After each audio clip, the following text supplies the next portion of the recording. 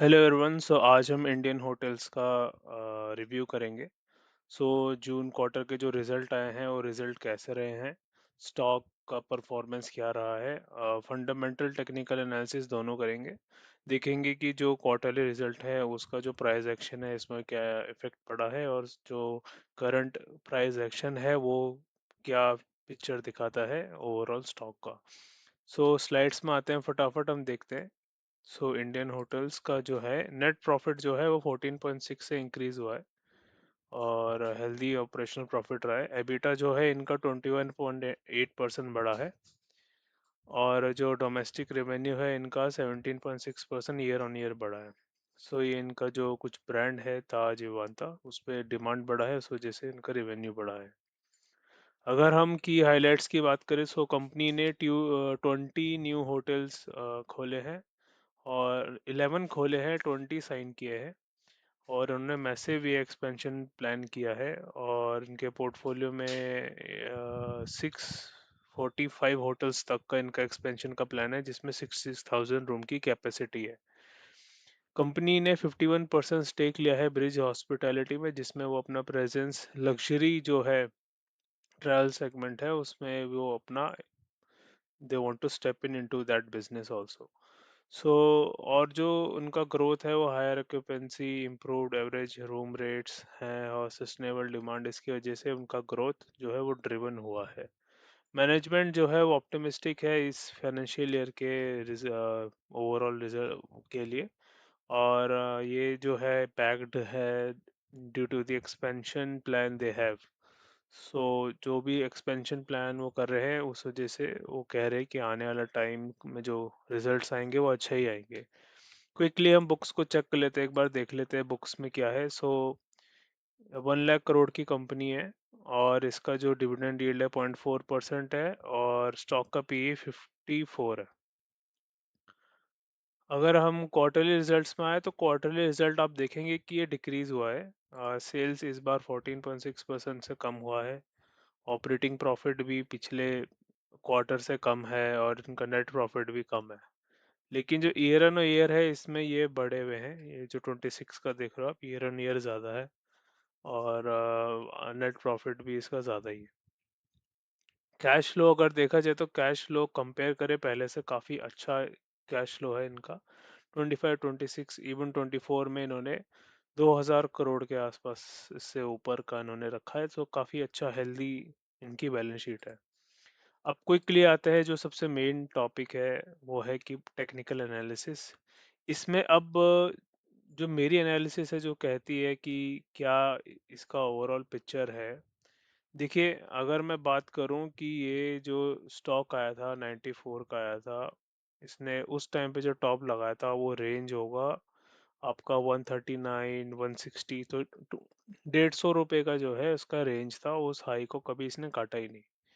उसके बाद भी ये 2009 में नीचे, एक बार मैं थोड़ा जूम कर लेता हूँ दिखाने के लिए, 2006 में ऊपर रहा, एंड 2009 जो आपका 2008 फाइनेंशियल क्राइसिस था उसमें नीचे आया। उसके बाद ये बेयर फेज में रहा, फिर एक बार ये इसने ऊपर आने की कोशिश की यहाँ से, फिर मेरे ख्याल से कोविड, यस 2020 का जो कोविड का सिचुएशन था उसमें ये गिर गया। लेकिन उसके बाद इसमें जो एक तेजी आई वो तेजी बहुत स्ट्रांग थी। वो अगर तेजी देखा जाए, अपनी लो से ये ऑलमोस्ट 13 टाइम्स है, 1300%, 13-14%। 14 गुना ये स्टॉक हो गया था जब उसने लो लगाया था अपने कोविड का। और जो अपना हाई था उस हाई से भी ये अगर देखा जाए, 1 सेकेंड, ये लेट मी चेक, यस, अपना 456, ऑलमोस्ट 4.5 टाइम्स, 4.5 गुना ये हो गया था अपने हाई से, और लो से भी कई कई गुना हो गया था। अब इसका जो है वो क्या लग रहा है, देखिए, अगर मैं इसको एक बार वीकली में आता हूँ, मेरे पॉइंट ऑफ व्यू से ये स्टॉक तो अभी एक करेक्टिव फेज में है। लेकिन जैसा कि मेरी पिछली वीडियो में था कि ये एक ऐसी सिचुएशन में जहां ये एक डबल केस में आ गया है, कि अगर ये अपना हाई काटता है तो ये अपना बुल ट्रेंड में कंटिन्यू कर जाएगा। इसका मतलब ये होगा कि ये एक जस्ट करेक्शन कर रहा था, ये एक तेजी में चला, इसने फिर एक करेक्शन की, करेक्शन करने के बाद फिर इसने जो अपना जो करेक्शन किया है उसको कंप्लीट करके फिर ये अपनी जर्नी कंटिन्यू करेगा, क्योंकि ऑलरेडी बुल के उसमें आ गया है। लेकिन एक प्रॉब्लम यहाँ पे ये है कि अगर इसने जो ये वाला लो है इसको काटने की कोशिश की 565 के लो को, तो ये और फर्दर गिरेगा। ये और फर्दर नीचे, या तो ये मे बी ऐसा हो सकता है कि शार्पली ये प्राइस वाइज ज्यादा ना गिरे, लेकिन ये जो गिरेगा और ये टाइम खाएगा, ये जो इन्वेस्टर का पैसा फिर यहाँ फंसने के चांसेस बहुत ज्यादा है। तो ये इसमें एक डबल सिचुएशन आ गई है कि अगर ये ऊपर गया तो कंटिन्यू करेगा, लेकिन अगर इसने ये लो काटा, इसने ये वाला लो को ब्रीच किया, तो ये एक अपने एक बेयर फेज में घुस जाएगा। अभी ये क्या है, करेक्टिव फेज में। एक बार चेक कर लेते हैं। जो हाई था आपका 896 का था, उसने जो लो लगाया था वो ये ले लेते हैं, वो 36% का लो था। 36% काफी होता है, और इतना जो इसने जो है करेक्शन किया प्राइस वाइज वो ये कर चुका है। इसके बाद इसने एक बाउंस लिया था जिसपे आप देख सकते हैं यहाँ पे खड़ा है। इस क्वार्टरली रिजल्ट में अगर आप देखो तो इसके सारे जो हैं नंबर्स काफी कम है। ओवरऑल नेट प्रॉफिट लो आप बिफोर टैक्सेस वगैरह देखो, सब कुछ इसके डाउन है, लेकिन ये प्राइस वाइज नहीं नीचे गिरा है। सो लेट्स सी क्या होता है अगर ये वाला लेवल तोड़ दे। अगर मैं एक बार आपको फिर से दिखाऊं ये लाइन लगा के, एक बार केयरफुली मैं आपको दिखा देता हूँ। ये वाला लेवल अगर 569, ये वाला लेवल, ये वाला लो अगर ये काट देता है, सो ये डेफिनेटली फिर एक ऐसे फेज में चले जाएगा जहां से ये ऊपर बहुत ही इजीली नहीं आने वाला।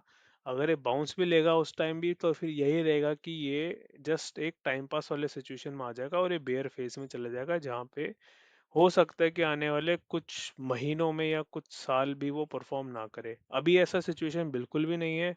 अभी ये ठीक है, ये प्राइस वाइज अपना पूरा कर चुका है, हो सकता है थोड़ा टाइम यहाँ बिताए, और हो सकता है फिर ये अपना कंटिन्यू करे। सो होपफुली ये अपना कंटिन्यू करेगा।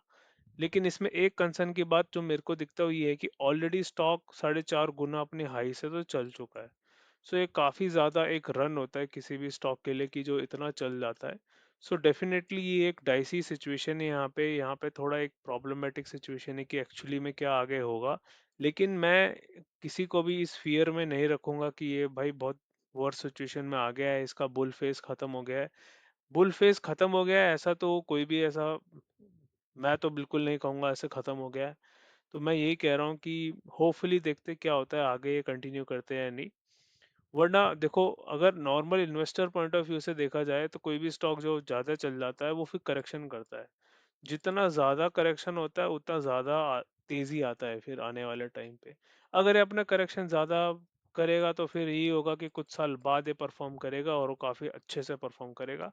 वरना अगर इसमें एक कुछ बुल रन बचा हुआ है, तो यहीं से प्राइस तो पूरा कर चुका है, थोड़ा सा टाइम पूरा करके ये अपना कंटिन्यू करेगा, और जो भी इसका टारगेट है ऊपर का वो अपना पूरा करेगा, उसके बाद बेयर फेज में आ जाएगा।